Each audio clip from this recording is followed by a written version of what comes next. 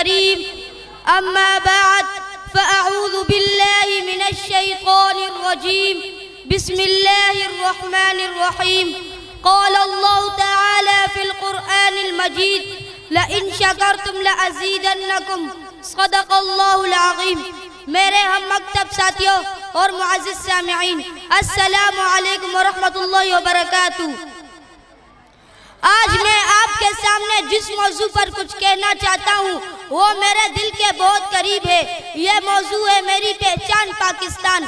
پاکستان وہ سرزمین ہے جسے علامہ اقبال کے خوابوں اور قائد اعظم کی محنتوں نے حقیقت بنایا.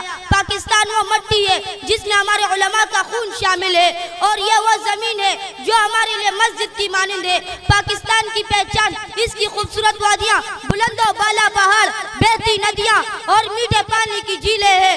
اس کی ثقافت، تہذیب اور تاریخ ہمیں فخر کا احساس دلاتی ہے. علامہ اقبال نے فرمایا یونان و مصر و روما سب مٹ گئے جہاں سے، اب تک مگر ہے باقی نام و نشان ہمارا.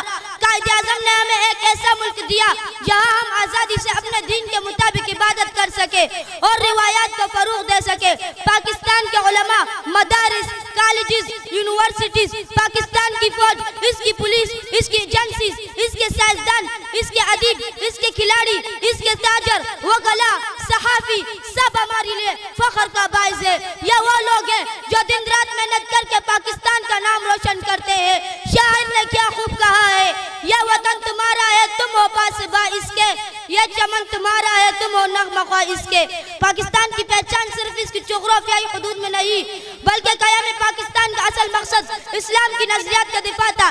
اس کے لوگوں کے دلوں میں اللہ تعالی، محمد رسول اللہ اور ان کے اہل بیت اور صحابہ کرام رضی اللہ تعالی عنہ کی محبت ہے. ہر پاکستانی کے دل میں ایک ہی خواہش ہے کہ ہمارا ملک دنیا میں ایک مضبوط اسلامی ریاست کا مقام حاصل کرے. آخر میں یہی کہوں گا کہ ہمیں اپنی ملک کی حفاظت کرنی ہے، اس کی خدمت کر کے اسے ترقی کے راہ پر گامزن کرنا ہے اور اپنی آنے والی نسلوں کو ایک بہتر پاکستان دینا ہے.